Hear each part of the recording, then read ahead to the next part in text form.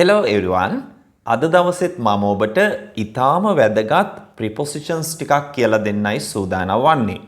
ඒ තමයි from, without, through සහ within කියන මෙන්න මේ prepositions ටික. ඉතින් හොඳට මේවල තේරුම් අහගෙන ඉඳලා ඒ වගේම උදාහරණ වාක්‍යات හොඳට අවබෝධ කරගෙන එදිනෙදා ප්‍රායෝගික ඉංග්‍රීසි කතනයේදී නිවැරදිව prepositions භාවිත කරන්න කියලා මම ඔබට මතක් කරනවා. හොඳයි. අපි යමු පළමු නිපාත පදයට. ඒ තමයි from කියන නිපාත පදය. from ට තියෙනවා සිංහල තේරුම් කිහිපයක්. ඒ තමයි සිට, යෙන්, ඒ වගේම ගෙන් කියන සිංහල තේරුම from තුල ගැබ් වෙලා තියෙනවා. හොඳයි. බලන්න මෙන්න මේ sentences ටික. පළවෙනි වාක්‍යය Where do you come from? Where do you come from? මොකද්ද මෙහි සිංහල තේරුම? ඔබ කොහි සිටද එන්නේ?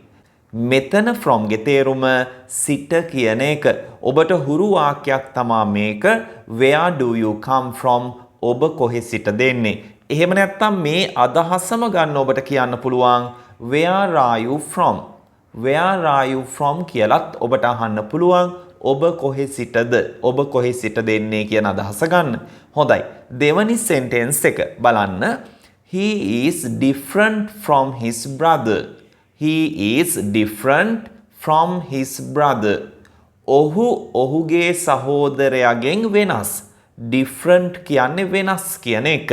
He is different. ඔහු වෙනස්. from his brother ඔහුගේ සහෝදරයාගෙන්. මෙතන from ගේ තේරුම අර ගෙන් කියන තේරුම. හොඳයි. අපි යමු තුන්වෙනි උදාහරණ වාක්‍යයට.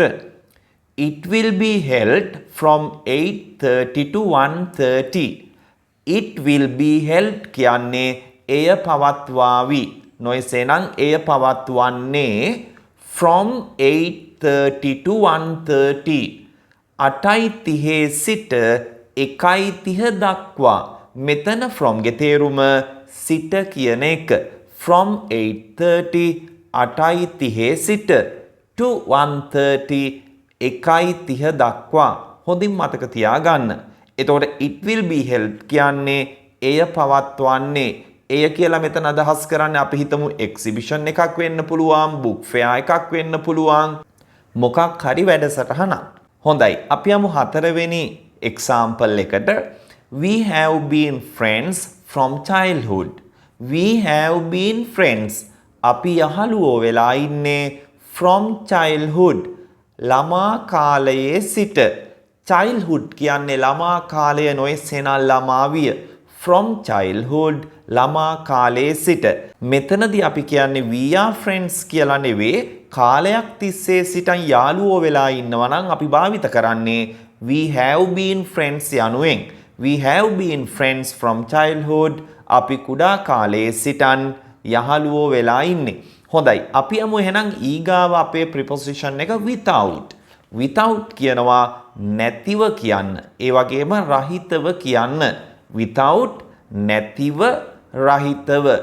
මේ සමගම ඔබට මතක් කරන්නට කැමති අපගේ අලුත්ම ත්‍රිමාසික ප්‍රායෝගික ඔන්ලයින් ඉංග්‍රීසි පාඨමාලාවේ ආරම්භක දින නොමිලේ දේශනය ගැන. නොවැම්බර් 4 සෙනසුරාදා රාත්‍රී 8ට Zoom හරහා ඔන්ලයින් තමයි අපි නොමිලේ දේශනය පවත්වන්නේ. ඉතින් මේ දේශනයට සම්බන්ධ වෙන්න කිසිදු වයස් භේදයක් නැහැ. ඒ වගේම කිසිදු මූලික දැනුමක් අවශ්‍ය වෙන්නේ නැහැ. ඉංග්‍රීසි භාෂාව ඉගෙන ගන්න ආකාරය වගේම අපේ පාඨමාලාව පිළිබඳ හොඳින් දැනුවත් වන්න පුළුවන් මේ නොමිලේ දේශනයට ඔබ සහභාගී වුණොත්. ඉතින් පහළ description එකේ වගේම පළමු comment එකේ දාලා තියෙනවා අපේ WhatsApp group link එක. ඒ group එකට join වුණාම අපි සියලුම විස්තර අපේ group එකට දානවා. WhatsApp group එකට දානවා. අනිවාර්යෙන් පහළ තියෙන WhatsApp group එකට join වෙන්න. හොඳයි. අපි එහෙනම් ඊගාවට යමු අපේ ඊළඟ preposition එක. ඒ තමයි without. නැතිව රහිතව කියන එක. බලන්න පළවෙනි example එක. We can't live without water. We can't live අපිට ජීවත් වෙන්න බෑ. Without water ජලය නැතිව. නොහෙසේනම් ජලය රහිතව. We can't live without water. අපිට ජලය නැතිව ජීවත් වෙන්න බෑ. බලන්න second example එක. I can't go there without you. I can't go there මට එහෙ යන්න බෑ. I can't go මට යන්න බෑ. there කියන්නේ එහෙ. without you කියන්නේ ඔයා නැතිව. මට ඔයා නැතිව එහෙ යන්න බෑ. හොඳින් මතක තියාගන්න. හොඳයි ඊගාව sentence එක බලන්න. Can you drink tea without sugar? Can you drink tea? ඔයාට තේ බොන්න පුළුවන්ද without sugar? සීනි නැතුව. without sugar සීනි නැතුව. ඔයාට සීනි නැතිව තේ බොන්න පුළුවන්ද? Can you drink tea without sugar? හොඳයි හතරවෙනි වාක්‍යය. I had to spend the night without any sleep. I had to spend the night without any sleep. Spend කියන්නේ ගත කරනවා. I had to spend කියන්නේ මට ගත කරන්න සිද්ධ වුණා the night රාත්‍රිය without any sleep කිසිම නින්දක් නැතිව. මට කිසිම නින්දක් නැතිව රාත්‍රිය ගත කරන්න සිද්ධ වුණා කියන එක තමයි මේ වාක්‍යයේ තේරුම. I had to spend the night without any sleep. හොඳයි අපි යමු ඊගාව preposition එකට. ඒ තමයි through. මේක pronounce වෙන්නේ through කියලා. හොඳයි මෙහි තේරුම තමයි අතරින් කියන එක. අතරින් කියන එක. අපි හිතමු යම්කිසි ජනේලයක් තියේ කියලා. ජනේලය අතරින්. ජනේලය අතරින් කියනකොට අපි ජනේලය ඇතුලෙන් කියනකොට වගේ අදහසක් මේකේ ගන්නවා. මේ ප්‍රායෝගික වාක්‍ය වලින් ඔබ හොඳින් අවබෝධ කරගන්න. පළවෙනි වාක්‍ය. We walked through the jungle. walk කියන්නේ ඇවිදගෙන යනවා. walked කියන්නේ ඇවිදගෙන ගියා. We walked through the jungle. අපි වනාන්තරය තුලින් ඇවිදගෙන ගියා. අපි වනාන්තරය තුලින් ඇවිදගෙන ගියා. හොඳින් මතක තියාගන්න through the jungle වනාන්තරය තුලින්. හොඳයි අපි යමු second example එකට. Don't peep through the window. Don't peep කියන්නේ එබී බලන්න එපා. peep කියනවා අපි එබී බලනවට. Don't peep එබී බලන්න එපා. through the window ජනේලය තුලින්. ජනේලය තුලින් එබී බලන්න එපා කියන එක තමයි මේ වාක්‍යයෙන් කියන්නේ.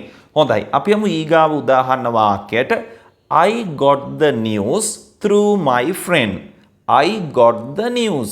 මට ආරංචිය ලැබුණේ through my friend. මගේ යහළුවෙක් තුලින්. ඒ කියන්නේ මගේ යහළුවෙක්ගෙන් කියන අදහස. මගේ යහළුවෙක් තුලින්. I got the news through my friends.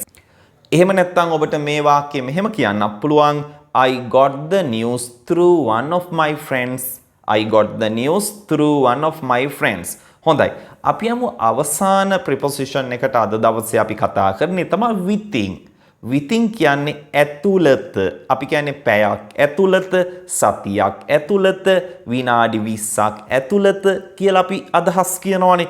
එතකොට අපි ගන්නේ within කියන මෙන්න මේ preposition එක. හොඳයි. අපි යමු පළවෙනි වාක්‍යයට. I will come within an hour. I will come within an hour. මම පැයක් ඇතුළත එන්නම්. I will come කියන්නේ මම එන්නම් within an hour පැයක් ඇතුළත. I will come within an hour මම පැයක් ඇතුළත එන්නම්. හොඳයි. බලන්න ඊගා වාක්‍ය. I can return this book within a week. I can return this book. මට මේ පොත ආපසු දෙන්න පුළුවන්. return කියන්නේ ආපසු දෙනවා. I can return this book within a week. සතියක් ඇතුළත. මට මේ පොත සතියක් ඇතුළත return කරන්න පුළුවන්. ආපසු දෙන්න පුළුවන් කියන එක තමයි මෙතනින් අදහස් කරන්නේ. within a week සතියක් ඇතුළත. ඊගා වාක්‍ය. He could go there within 20 minutes. He could go there. ඔහුට එහෙ යන්න පුළුවන් වුණා within 20 minutes. මිනිත්තු 20ක් ඇතුළත. මිනිත්තු 20ක් ඇතුළත. ඔහුට එහෙ යන්න පුළුවන් වුණා මිනිත්තු 20ක් ඇතුළත. හොඳයි එහෙනම් අද අපි from, without, through, within කියන මේ prepositions ටික සාකච්ඡා කරා. හොඳින් මේ උදාහරණ වාක්‍ය නැවත බලන්න. එදිනෙදා කතනයේදී නිවැරදිව භාවිත කරන්න. හොඳයි එහෙනම් අපි තව අලුත් lesson එකකින් හමු වෙමු. ගිහින් එන්නම්. Have a nice day. Bye.